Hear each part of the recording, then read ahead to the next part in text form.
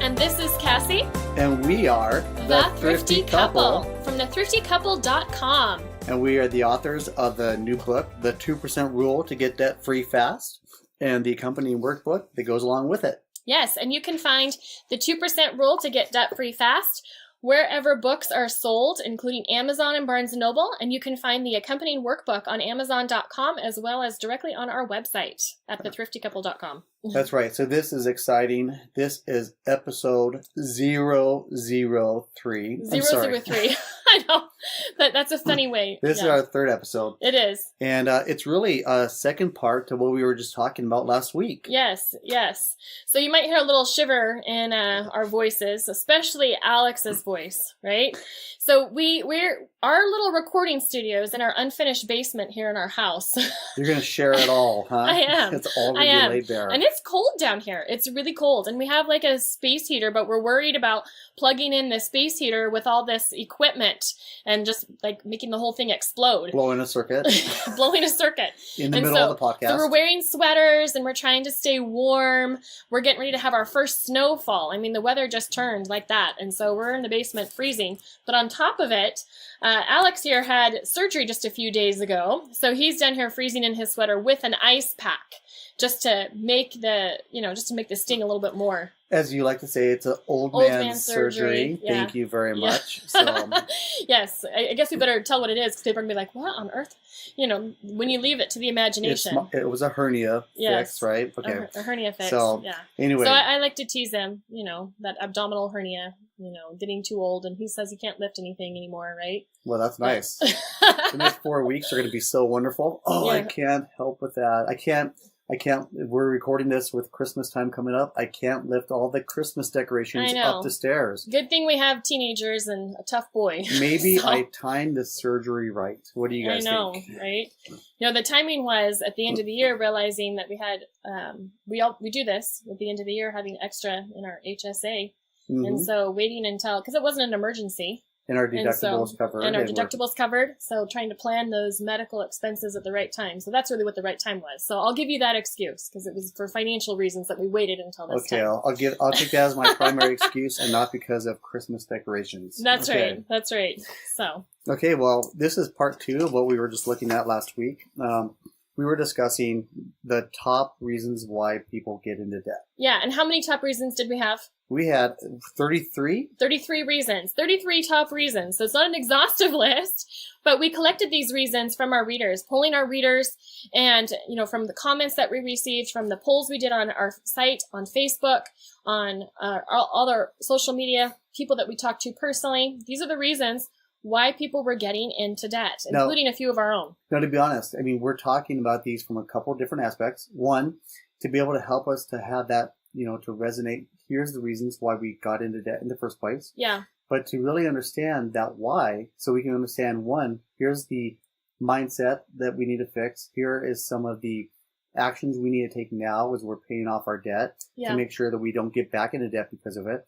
And then 3, once you have that debt paid off, you don't want to go back into that debt. Right. We talk about a sustainable lifestyle, and we talk about trying to stay out of debt. And so we don't want to go back to those old temptations, those old habits, and go back to those old ways and the reasons why you got into debt in the first place, and go back into debt a second or a third time. Yes. So I know we can't cover everything here. No, we can't. We just said we were just going to take some of the top reasons and try to talk through them some and talk about actionable steps we can do, mindsets we can change, things we have to be aware of as we move forward. Right. So we don't go back into that debt, or so will help us to be able to pay off the debt that we have, right? Yeah, exactly. And so I know we're going to be covering these really over the lifetime of this podcast. Right. We're probably going to be addressing all of these at one point, but we wanted to specifically provide this list so that you can maybe figure out what it is that you could relate to as to reasons why maybe you and your family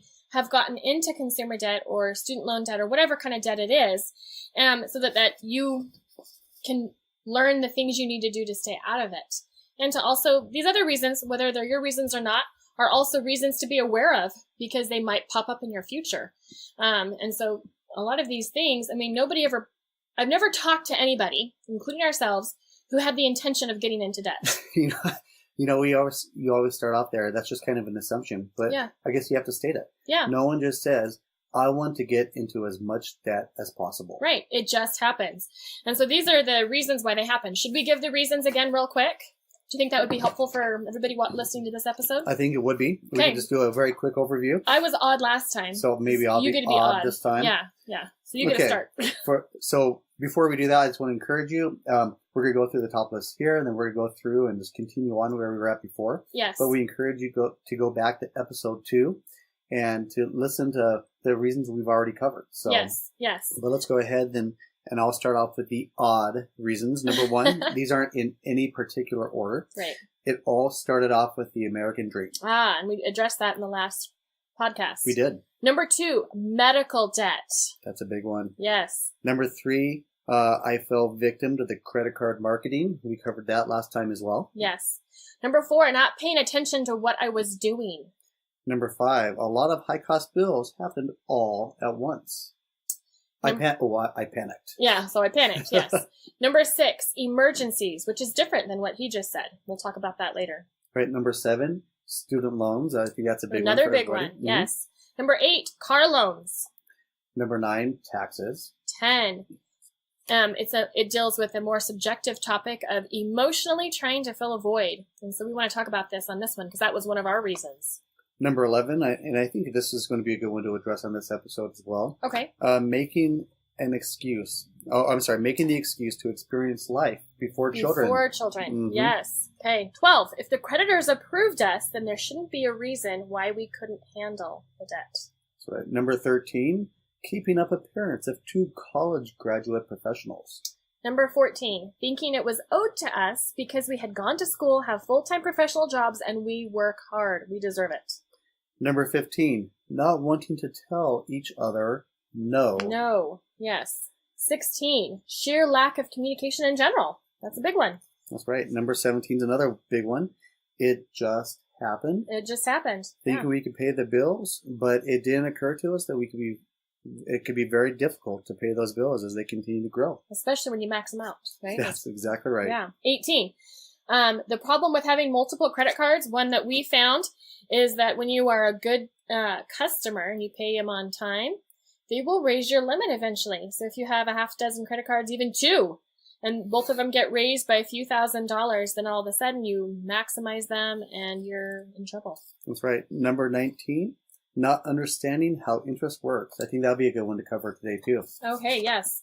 And number 20, you keep spending as long as the credit card goes through. Number 21, not continuously checking your balance on your checkbook or monitoring your spending. Yep. 22, and never checking the credit card statements. Mm-hmm. Just paying the bill, not checking it, and seeing where you're at. All right, number 23, a temporary loss of one income long enough to get behind just a little bit. Yes. 24, the loss of a job. Number 25, someone mentioned it in one of our groups, divorce. Divorce. Yes. 26, poor money management. Number 27, gambling. 28, a lack of savings. Number 29, reduced income, either in your current employment or going from 2 incomes down to 1. Yes. Number 30, those big home improvement projects, even a bunch of little home improvement projects. Number 31, I think we know about this a little bit ourselves. We do. Travel. Number 32, Christmas. And number 33, your businesses. Yes, your businesses, whether it's those,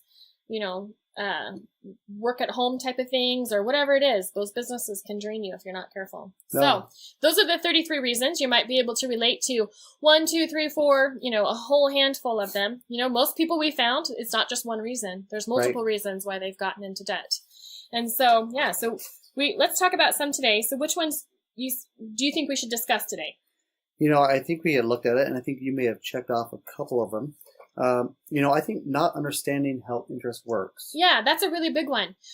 Just not taking the time to understand exactly how much that credit card is going to cost you or how much that loan is going to cost you. I mean, very often you look and you say, here's $1,000 that we quote unquote need, to go on that trip or to buy that furniture, to buy that clothing or whatever. And you think, wow, it's only going to cost me $15 a month, and that it seems way too easy and way too simple. But we actually address this in detail in our book, and that is just how much is that debt costing you? Not realizing that that $1,000 and that $15 payment that you're going to be making, what the consequences of that are ultimately. And we even talk about in our book how, a $1,000 loan, if you pay the minimum balance, it's going to take you 6 years.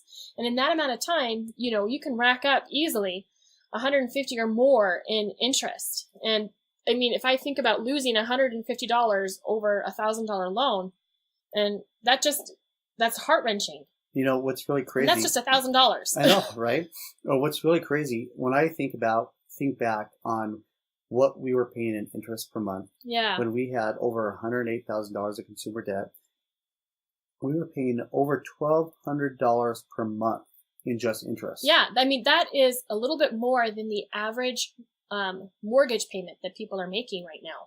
And so just in interest. It wasn't doing anything for us. Just think, if we had that and if we were making double house payments back then, where would we be? I know. Seriously. If we could have applied that to a house payment. Exactly.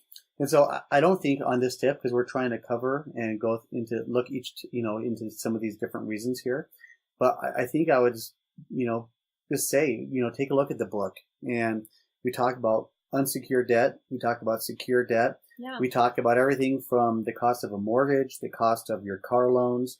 We talk about the cost of those credit cards. Those payday loans, which is terrifying how much those cost you.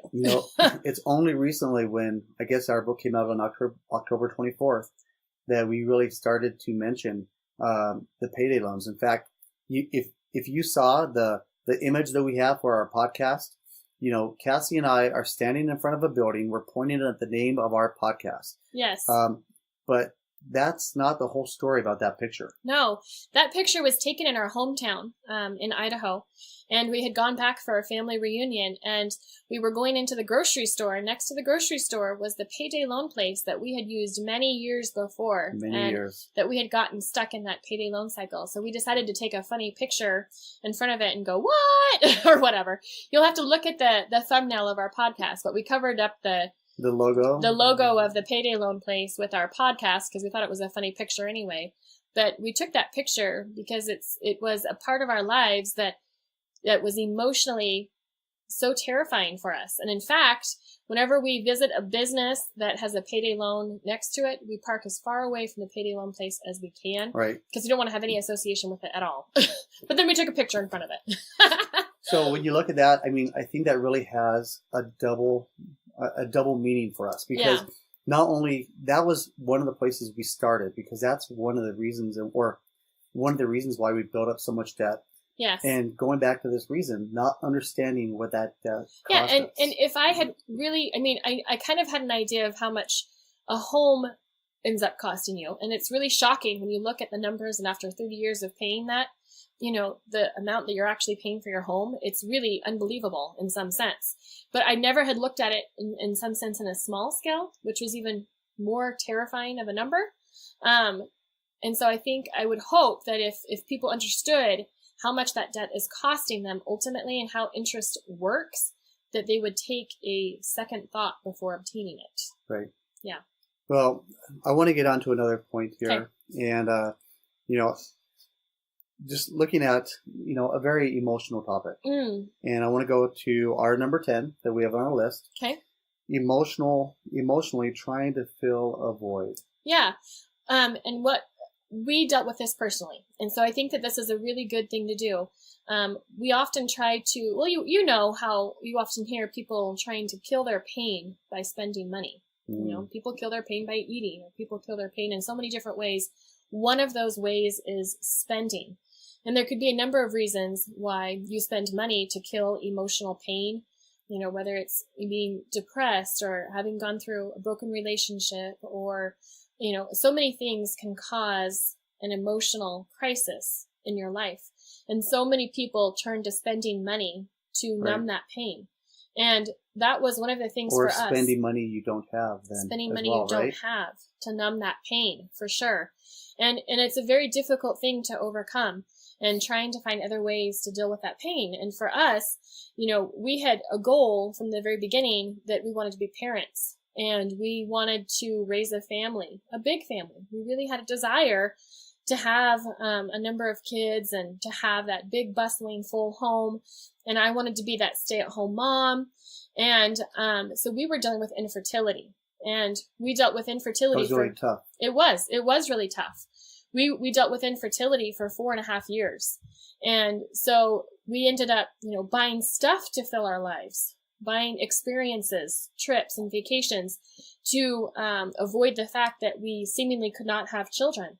And the fact, and it was painful. It was difficult, and we didn't want to talk about it. And so we turned to stuff. We also turned to pets. We had two cats, 2 dogs. We kept adding to our pet family. We had a cockatiel, we had a parakeet, and we had soon 20 plus finches. Yeah, we bought 2 cute little finches.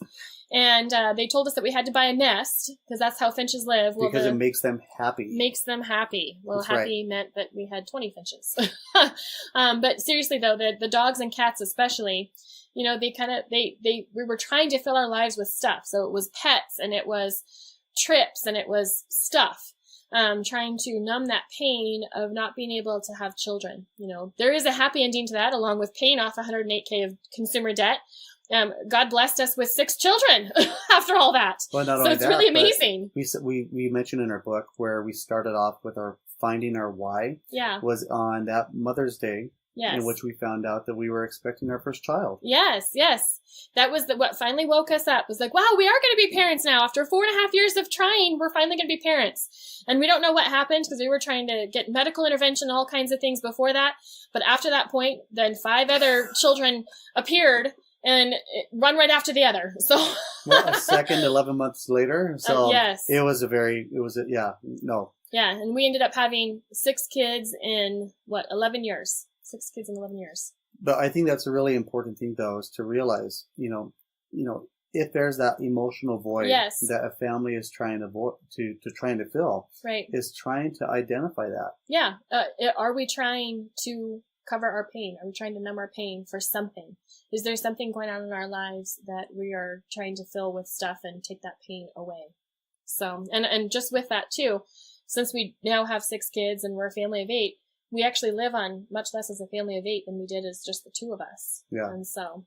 And this is where I think that the subject of money is a very intimate subject. It is. It's one that, we don't talk about. Mm-mm. In fact, our family, many people that knew us had no idea how much debt we were in. They didn't know that we were going to the payday loan center every 2 weeks, trying to extend it out in that part of that cycle. Mm-hmm. And because on the surface, we didn't have that, we didn't wear that on our sleeves. No. It was it was a hidden aspect of who we were. We didn't even carry the pain of infertility. No. I mean, the face that we maintained with our friends and family was, we're doing fine emotionally. We're doing fine financially. Life is dandy and great. We didn't address any of those things with anybody. So this is where it can become difficult, because you need to be able to go to your spouse. Mm-hmm. You need to be able to go to your family, and be able to have these discussions that can be difficult at first. Yeah. But something we found, though, is once you start having these discussions, once you start opening up and being able to discuss this with one another, it gets easier to address it the second time. It does. And the third time. Yeah, and I think that's actually a really good point. Starting to have the conversation somewhere, not thinking that you have to dive into the depths of it immediately, right? But by opening that communication up safely between the 2 of you, and then extending to your kids and to the rest of your family and friends, opening up that subject safely, for sure. So, okay.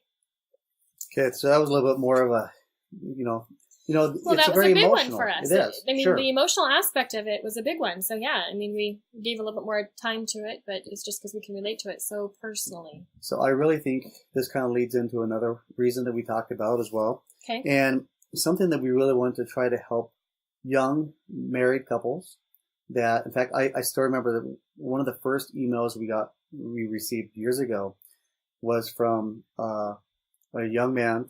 It sounds so weird for me to say that. I'm so old, right? From a young man that says, you know what?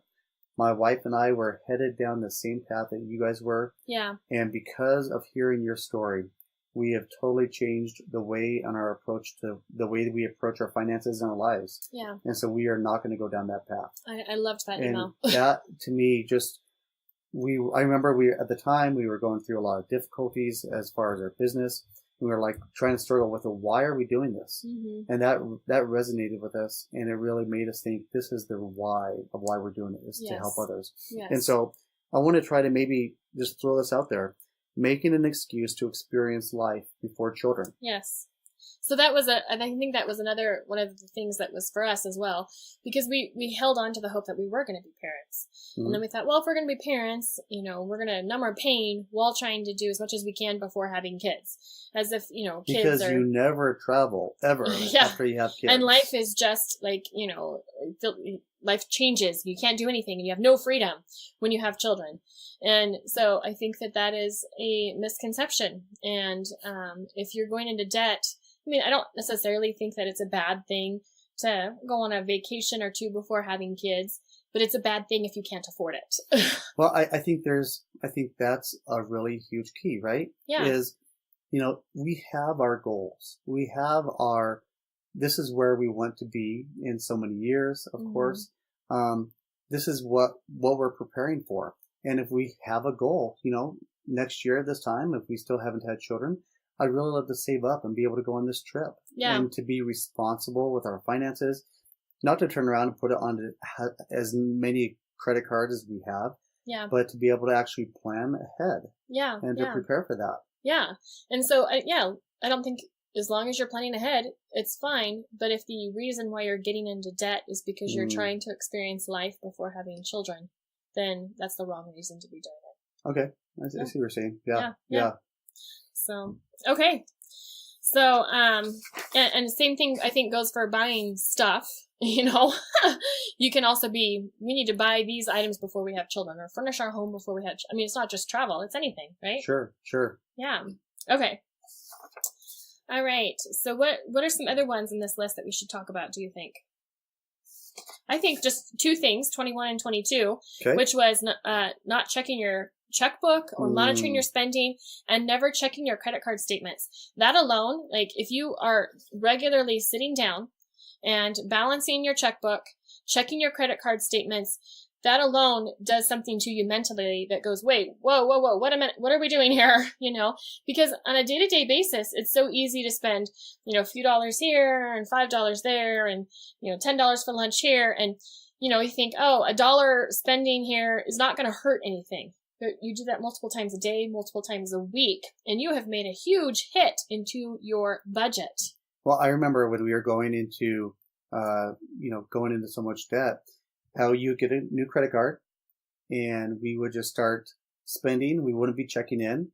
And then maybe 5 or 6 weeks later, we'd get that bill and say, wait a second, how did we build up $2,000 in this amount of time? Yeah. And you look at the expenses. We didn't see anything that was huge. We didn't see any large items that said that this is the reason why you got into that much debt. Yeah. But it was just a bunch of little things that added up over time. Eating out for us was a big one. We both had quote unquote professional 9-to-5 jobs, just being too tired to make food at home and making too many easy excuses. And so we went out to eat a lot, but we weren't eating at, McDonald's.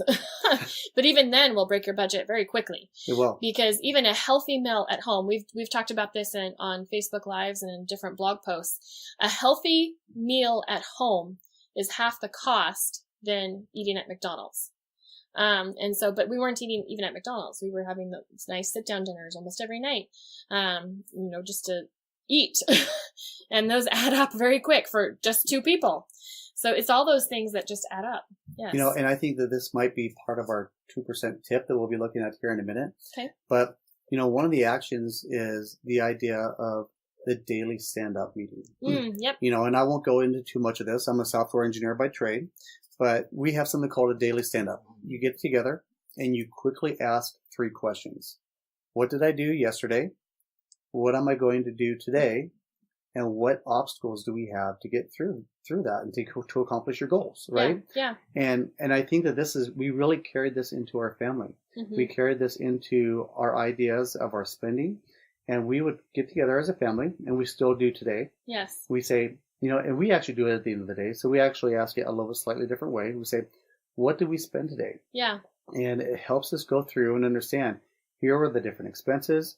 It also keeps us accountable, because maybe someone else in the family says, no, did you really have to go out to eat with your coworkers on this day? Right. Or did you really have to maybe get that extra appetizer or something like that? Sure. It lets you be able to have that conversation and then be able to say, what are we going to do tomorrow? And then what obstacles do we have? An obstacle could be, maybe we have an expense coming up for a child that has, they have a membership fee or something like that. And all of a sudden we've just learned that really does, it really does set the stage for more responsible and more controlled spending. It right? does. It does. Absolutely. So just and it only takes 2, 3, 4, 5 minutes. Right. And to balance the budget. I mean, if you're having a spending problem, we recommend just having a quick check-in every night. And then as you get more aware of your spending and getting it more under control, you can balance once a week or whatever. But I would start off with once a night. It only takes a few minutes. And that really gets you on track. And when you start monitoring your spending that closely and the whole family's involved, it really changes your mindset about spending on the little things. That's right. So, okay. All right. And I think going into never checking our credit card statements, that was the surprise gotchas. Yeah. Where did this expense come from? Yes. Right? Yes. How did this company charge us this fee? Why did they charge us this fee? Yes. Because there are so many fees out there that people get charged that if you went back and you questioned it, maybe you weren't even supposed to be charged that in the first place. Right. So you could go back and you could actually get that reversed. So not only reduce your spending, but, get some charges reversed that shouldn't have happened in the first place. Yeah. Or at least be aware of monthly charges and those kinds of things to reduce that. So, okay. So we're getting 30 minutes goes by really quick. Okay. It goes by so fast. So I think that we should talk about at least medical debt. Okay. And then also let's talk about in the cases of losing income, either temporary loss of job or going from 2 incomes down to 1, and just some real quick tips on that. That's a whole topic that could be a whole show, but maybe just at least touch upon it. Tell you what, maybe that should be, you want to make that the 2% tip, the medical debt? Okay. You should do that? Sure. All right. Sounds good. So let's go ahead and start. Let's cover loss of income real fast. Okay. So in the case of like a loss of income, it totally makes sense that when you have a loss of income, it seems like the only thing that makes sense to do is to get loans, to spend on credit cards, all kinds of things. So this, I think, is a double-fold thing. 1, being prepared for it. But 2, in the midst of it, what can you do? Right. So obviously, I think one of the very first things you need to do is cut back on your credit card spending, not make it a time when you're picking up. You're going to have to stop the lifestyle that you have, period. Right. If you don't have it in savings and you are not prepared, then you're going to have to cut back on the lifestyle. And it's not going to be an easy time. And it's not going to be something that is going to be pleasant for anybody. But, stopping the spending of any kind that you're doing, we're not big advocates of doing that, become debt free, because it's not sustainable. And it's not something that you can maintain for a long time. However, it's something that you can do for a temporary time. But, so obviously stopping that, one ways to quickly boost that is what we call our penniless week. And we actually have these fun challenges on our website with our readers called a penniless week. No matter what your financial goals are, what you're doing, we even do them now, just to give us a boost in whatever goals we have. And that is literally not spending a penny for a week. Now, there are a couple exceptions. One of them being gas in your vehicle to get to work. Sorry, boss, I can't come to work today because I don't have any gas. Yes, that wouldn't work. However, in the situation of a job loss, that could be one where you might not need to, except if it's to do a side hustle or something.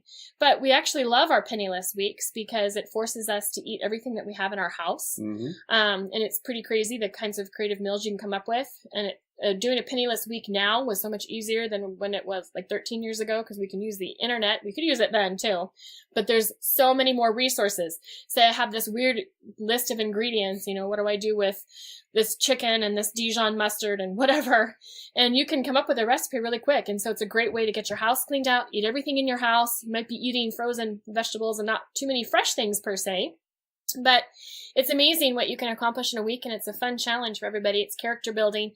But in that process of having a penniless week, you can save a massive amount of money, or in the case of a job loss or temporary job loss, it will keep you from going into debt for as long as possible. So we say penniless week. In the case of a job loss, try going a whole entire week without spending a penny. And then at that point, start adding in the necessary groceries and the bare minimum spending until you can build that, until you can find that job or build your income back up.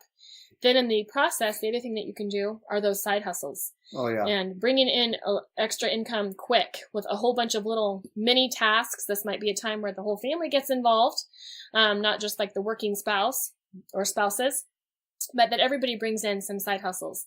And well, we actually have a resource on our site, and I think we can share this in the show notes. Yeah. In fact, you can find this on the thriftycouple.com/003, where how to make $1,000 in 30 days. Yes. Yes. And so that's a place where you can go find out, get some ideas, and get some, to not only help stop your spending, but also to be able to help make up some of that gap as well for that loss of income is right. Yes. As well too, right? So so on the show notes, we'll put in how to get the $1,000 in 30 days, how to make that $1,000 in 30 days.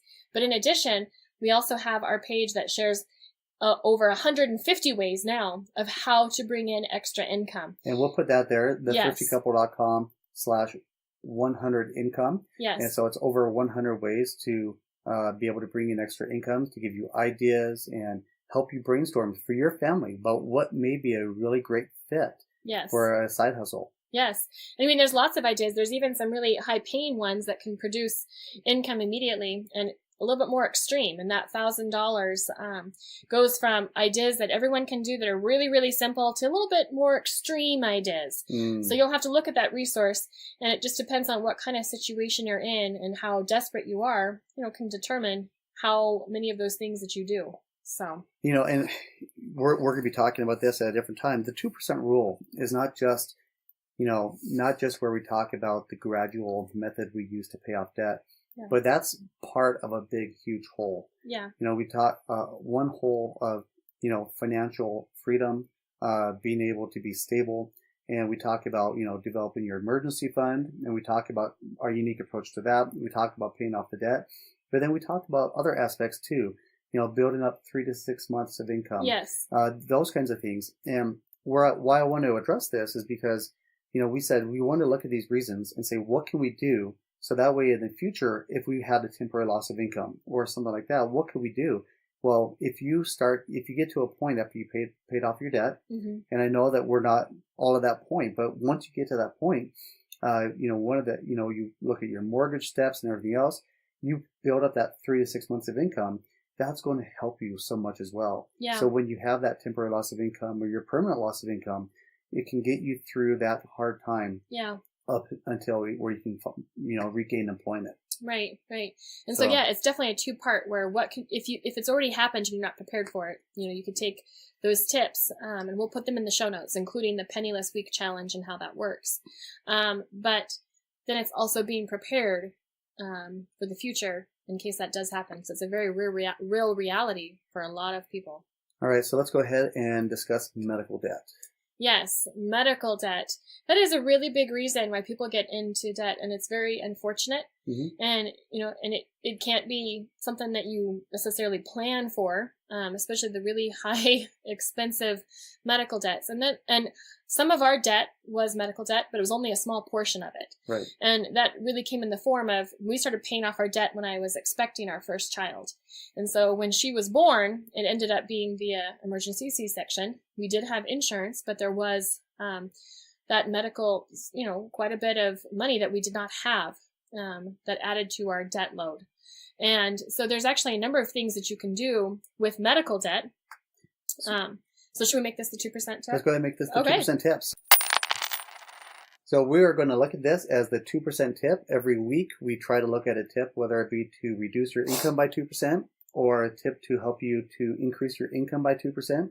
And, we've gone back and forth, and so we're back to dropping that budget. Yes. And so let's look at some very specific tips on how to attack your medical debt. Yes, medical debt. So there's actually a few things that you can do. And I think one of the very first things that you should do is you should always ask for an itemized bill that shows absolutely every expense. If you've ever spent any time in a hospital or a clinic, they put this band on you and then they scan it every time that Cha-ching, that was $10 right there. Yeah, exactly. Every time they get you a box of tissues, they scan it, whatever. And so going through your itemized bill and seeing all of the charges that they made against you and disputing any that you do not believe are fairly billed, that you did not remember receiving, any of those things, disputing those itemized items, because you literally get charged a nickel and dimed for everything. And I remember... Well, I was going to say, let's give a specific example. Yeah. I remember when you were in the hospital having one of our children. Yes. We went back over the bill and Yes. we saw a medicine or pharmacy charge. Yes. Well, I remember the situation specifically because I think it was my fourth child, and the hospital policies had changed. And I take thyroid medicine. I have a really terrible thyroid that I probably inherited. And so I take thyroid medicine. And the hospital policy had changed and they would not let you bring in your own medicine. So if you had a regular prescription that you were taking, you had to get it from their pharmacy. Now, my medicine, even the generic without insurance, is like $30 a month.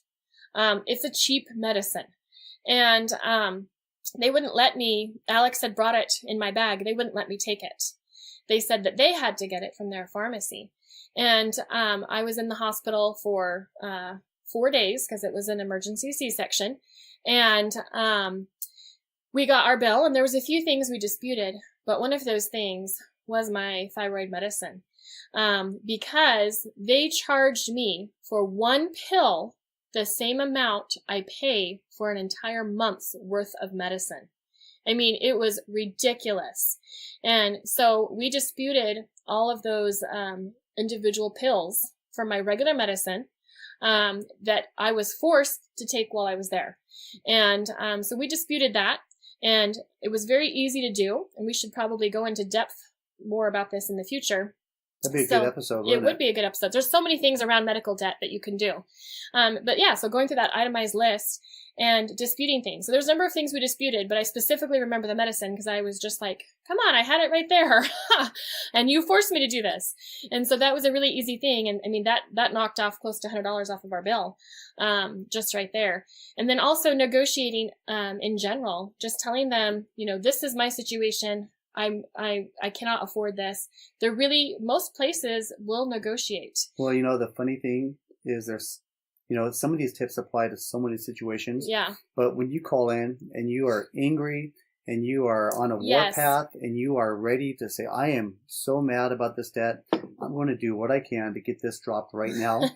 You're going to find a lot of resistance. You are. And it's not going to go well. So that is actually, I think, a really good point. When you are negotiating anything, whether medical debt, even your credit card balances, approaching it with as much kindness and grace as possible. Put on a huge smile. Put on a huge smile and be very kind and very gracious, because they don't have to negotiate. They don't have to lower anything. They don't have to do any of those things. And so the nicer that you are, the further ahead you will be. Well, I think too, helping separate the person from the institution. Yes. Because I think if you say, hey, I know that, you're trying to do the best you can. I know you're trying to do what you can do, and trying to say that the hospital is doing this or whatever else instead of attacking the person, doing it. right? Yeah. I think it really just sets the stage, because there is a lot of flexibility that they can do, right? There is a lot of flexibility, but they'll only do it, under certain things. And one of those things is you being as kind as possible. And, just swallowing your pride and just being the nicest person that you can be.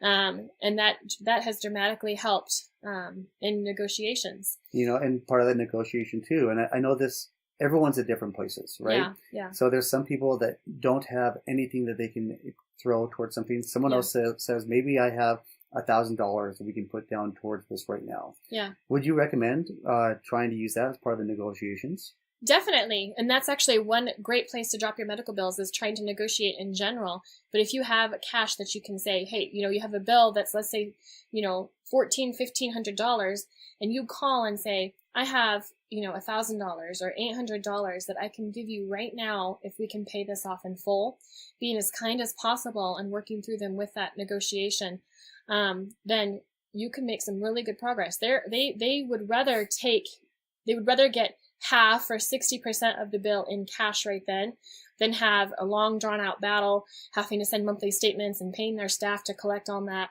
It's going to be worth it to them. And medical write-offs are very, very common. Well, something I was going to share too, because we mentioned I had surgery earlier in this podcast episode. Something I'm planning on doing is right after I see that the insurance has been hit, and we've saved up with our HSA, we've saved up other places, so we can just go ahead and pay that off. But being able to call them and say, you know what, before I even receive the first bill, I want to talk to you and say, if I were to pay this in full, if someone could, and I know that's not a possibility in most situations, sure, but if I could even start making this bulk payment and making payments on this now, before you even reach out to me the first time, can you take 20% off? Can you take such a percent off? What can you do? Yeah. That we found in the last few times we've dealt with, different hospitals and clinics, that very often, I would say more than 50%, more than 70% of the time, they'll be very willing to say, you know what, we'll take off a certain percent, because we know that we see that you're being very proactive here. Yeah, yeah. Like I said, we could have a whole podcast dedicated to this. That's right. We should dive into this because we're way over. We are way over. So watch for a medical debt one, and we're going to go into a lot more aspects of it, I think, in the future, because I think that's a really big one. It's an unfortunate circumstance. It was one of the top ones that was listed on our polls. And you feel helpless. You feel helpless getting into medical debt. Right. So, okay. Well, anyway, we just want to say thank you again. We, again, have greatly appreciated all the awesome encouragement, all the feedback. We appreciate the comments we're starting to see come in as well. But the best thing you can do is going out to iTunes. And if this has been a blessing, and if you've enjoyed this podcast episode, we'd love to have you go out and just leave a favorable review and say, hey, we really appreciate this, because that will help get this in front of more people. Yes. And our goal is to try to help as many people as we can, to help them, give them the hope and the encouragement, because there really is a light at the end of the tunnel. Yes. And we know, because we've been there when we haven't seen it, and we were able to dig our way out, and we want to help as many people as we can be able to find that light for themselves. Yeah. Thank you for joining us. And we look forward to meeting with you on episode 004. That we'll be looking at next week. Yes. Yes. So thank you again. And, hey, we appreciate you guys, and you guys are the real reasons why we do this. Yes. All right. Thank you guys. Bye. Bye.